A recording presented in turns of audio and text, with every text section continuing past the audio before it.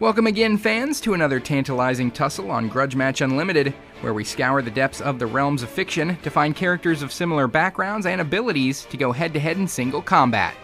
Today's fighters are primarily film protagonists whose franchises have branched into all manner of other media, including video games, animation, and comics. And both, of course, kick copious amounts of ass. From the Resident Evil film series, Milla Jovovich's T-virus-empowered action hero, Alice, versus the underworld hybrid vampire, Kate Beckinsale's death dealer extraordinaire, it's Selene. Both of these femme fatales are protagonists of long-running film series, and both have superhuman skills that have evolved throughout the course of the film series, always becoming more potent and gaining new abilities movie after movie. And in addition to these superhuman physical skills, both have a heavy reliance on high-tech weaponry and heavy ordnance that they use to dispatch all manner of creatures of the night, vampires, werewolves, zombies, and mutated beasts of all kinds. So, taking a look at them individually, both of them also debuted very similar times. Alice, created in 2002, came just about a year before Selene. Alice first created for the first Resident Evil film, and we don't find out her true backstory until the most recent last movie in the franchise, where we find out that she is a clone of Alicia Marcus, who is the daughter of the Umbrella founder James Marcus. Alice is unaware of her status as a clone, and she takes a job with Umbrella Security, working as a primary guard for the Hive, an underground high-tech installation.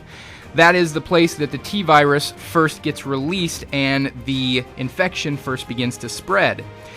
Now, she gets injected with the T-virus herself at the conclusion of the first film, where her and Matt, the only other survivor of the first film, are captured by Umbrella and experimented on. And whereas Matt mutates into the monstrous Nemesis, Alice manages to metabolize the T-virus and make it work for her body, giving her great powers without mutating her.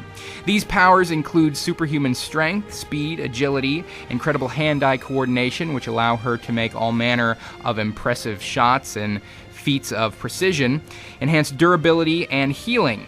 She uses these physical skills to great effect throughout the entire film series, but also her powers evolve over time, eventually developing powerful telekinetic abilities, which she becomes able to use as an offensive weapon. Now, she lost her superhuman abilities in the fourth movie of the film franchise, but got them back just one movie later, so by the end of the series, she was fully empowered with her T-virus abilities. Alice used these powers not just to dispatch the variety of zombies that have been found throughout the Resident Evil series, but also all manner of other mutated monsters and beasts that the T-virus creates, including highly powerful mega T-virus monsters and other similarly powered individuals like Albert Wesker. Selene, the protagonist of the Underworld film series, first debuted in 2003. Her character dates all the way back to 1383, which is when she was first turned by the vampire elder Victor as a replacement for his daughter Sonia, who he had killed many years earlier. So this makes Selene about 630 years old by the time of the first movie back in 2003. Now, she worked as a death dealer, which are essentially the assassins of the vampire race, primarily working against werewolf or lichen race. And in the first film, she meets and falls in love with the werewolf-turned-hybrid, who's known as Michael. And she discovers that a lot of the wickedness of the blood war between vampires and werewolves was started on her side by Victor and the vampires. So she ends up sort of rebelling against the vampires and going out on her own. Her and Michael sort of break away from both sides. And throughout the course of her film series, she also increases in her abilities. As a regular vampire, she of course has superhuman strength, speed, agility, senses, durability, and healing. But in the second film, she ends up drinking the blood of Alexander Corvinus, who is the first true immortal, and in many ways more powerful than either the vampires or werewolves. And so she becomes a totally new hybrid of great power in her own right. She becomes totally immune to the effects of sunlight, as most vampires are prone to it, and all of her superhuman abilities are increased dramatically because of this. And then further, in the most recent Blood Wars film, she falls in with the Eastern Coven of vampires, and the resurrection process that they use also increases her powers even further, especially her speed, enhancing that to the level where even the enhanced senses of vampires and werewolves can't follow her movements. She's able to move so fast.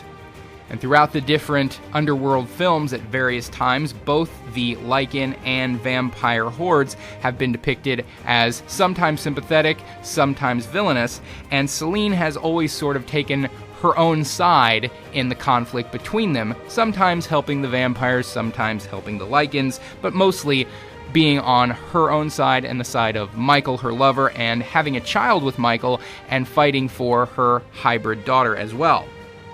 So having taken a look at both of these characters, it's time to decide what would happen if T-Virus and Death Dealer collide, and who would be the winner of this grudge match. The winner is going to be Selene. Throughout most of their films, their superhuman abilities seem fairly comparable in terms of their physical skills: strength, speed, agility, usage of weapons, durability, and healing. But Selene's skills increase even further with her taking of the Corvinus blood, making her a super vampire essentially, and then the Eastern Coven resurrection techniques making her incredibly fast. Now this is going to put her superhuman physical skills above those of Alice, moving way faster and being way stronger than even Alice is with her T-Virus powers. However, Alice does have a bit of an X factor when it comes to her telekinetic abilities. She used these to great effect in the conclusion of the third film, Resident Evil Extinction, when she fights Dr. Alexander Isaacs, who has injected himself with the T-Virus and becomes a mutated monster. She uses her telekinetic abilities to attack him to great effect. She could similarly use these abilities against Selene. The problem, however, with this is twofold. One, her usage of her telekinetic abilities is not generally a kill shot against a combatant of sufficient power. She could use it to slam Selene around, certainly. She could use it to smash her into the wall. She could use it as an offensive weapon, certainly. But much like it was unable to put down Dr. Isaacs, it would be unable to individually put down Selene. She could certainly use it against her, but it wouldn't put Selene down for the count. And then the other problem with Alice's telekinetic abilities are that they seem to take a good deal out of her. She can't use them again and again and again. They tend to take a strain on her and take a toll when she uses them. So she could use it in a fight, but she wouldn't be able to use it very much. And then Selene would be able to recover from those attacks, especially with her vampire hybrid healing, which allows her to heal at an incredible rate, even much faster than Alice is able to heal.